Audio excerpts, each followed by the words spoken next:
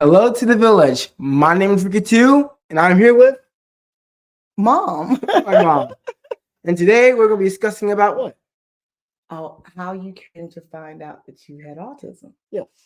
Well, today I received a video from a friend who's the father of a brilliant young man on the autism spectrum.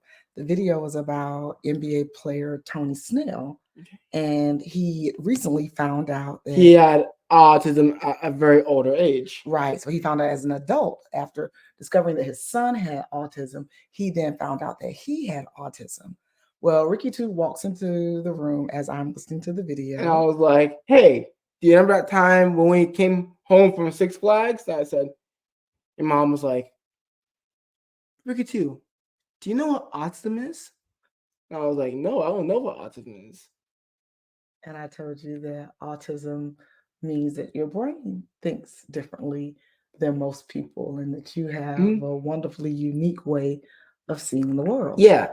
Because the thing about autism is people see things or hear things at a very different perspective. Mm-hmm. Like I'll say, like, for example, back in 2015, I took pictures of the building, and people will see it. Well, this is just an ordinary apartment, but I see it as a work of art. Right. So you would see the different angles, and you would see all those things, and your lens by which you see the world. He would just see things that I just didn't see, and he would also hear things in music that I didn't hear. So when he was going into the fourth grade, I wanted to explain to him that he was on the autism spectrum because I wanted you to start going to the IEP meetings. And, I don't want you to be in the IEP meeting, like, well, what are they talking about? Why are they talking about me? I wanted us to have time throughout the summer to like express. Right. So I could express to you what autism was, and you could express to me the things that you felt you needed and how you saw the world so that we could go in as a team. Hey. Huh? Also, today is a very, very exciting day. Today is a very, very exciting day. And why is today a very, very exciting day? We're going to campus. We're going to Florida A&M University right now. Yes, in a few hours we will be leaving for Florida A&M University. And one of the reasons why we are taking this trip is because Ricky Two is an individual on the autism spectrum, and he's preparing himself to go to experience the college before I actually go to it. To experience a college before he actually goes there. One of the things that we've always done is made sure that he had tangible experiences so that he could understand what situations or circumstances that he may be walking into so that we can prepare. So you made a list of questions that you're going to ask. And yes, I made a list of questions. And I'm going to be on the patch. he's going to go on the patch, and he's going to watch the band rehearse and watch band members. So he's quite excited about that. I'm very, very excited. I think I might be even more excited than like an ordinary trip. This could be, I would say, for you people on the autism spectrum, or for anyone on the autism spectrum, consider this. Going to college is your number one most best trip of all times. The number one most best trip of all time.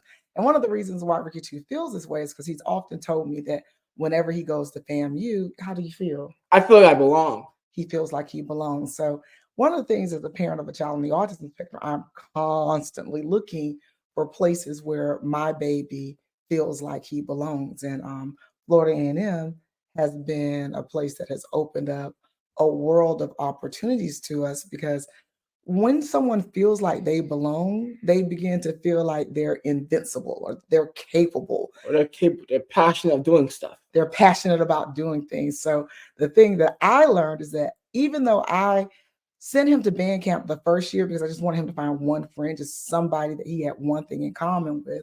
But from there, he developed life goals. And from those life goals, he had this intrinsic motivation deep inside to achieve. Yeah. It's like, for instance, my first time at the March 100 band camp, right? I didn't know anyone there. I didn't even know who Dr. Chipman was back then. You didn't? Yes. And then how did you come to learn? The more I went to, and more I followed the family website on Instagram, the more I Oh, so you started following them on social media. I was trying to learn, this is what Dr. Chipman does. This is what the director does. This is what a teacher does. Wow. So you see, social media is very important because what it does, it makes the world smaller. So he can be in his room and learn about things that are far away. So role models are tremendously important. You may think that it's just a video and it's not very significant, but there's someone on the other side of their phone who thinks that it's very, very, very, very important and good handy to listen to. Boom, bang, pow. It's like, for example, me going to family the first year, I didn't know anyone there, and now me going to family now, I'm gonna be knowing tons of people. Now you're gonna know tons of people. Boom, bang, pow. So with that, we are super excited about our trip, but our friend.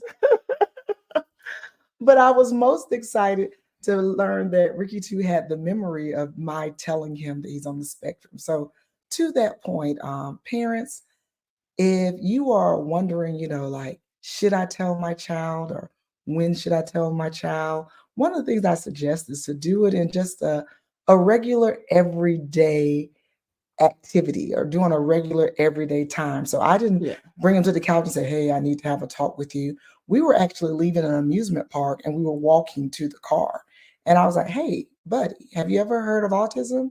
Like, act like as you're saying, like, make the conversation or have a conversation to your kids, make them interested in the conversation. Like, don't say, hey, I need to talk to you. Because that sounds like, what's happening? Right. Maybe say, hey, do you know what yada yada yada is? They're gonna be like, no, I don't. Can you please express that to me? And that's essentially what happened. And the next thing you know, we were talking about whatever, whether it was going to McDonald's or what we were going to do the next day. It really was just another conversation that we had in a series of conversations that we always have. And then I just build on that conversation from there. Boom, bang, pow. Boom, bang, pow. You ready for FAMU? I'm ready for FAMU. I'm FAMU ready. You're FAMU ready. So in a few hours, we're going to be on a plane headed to the highest of 7 hills. And I don't know who's more excited. 7 hills. Me or Ricky 2. So we cannot wait to see those who are at FAMU once we get there. And Village members, thank you so much for supporting us on this tremendous journey. Thank you very much. Should we do the Rattler sign together? Should we do the Rattler sign together? Okay. 1, 2, 3. All right. Bye, friends. Bye, friends.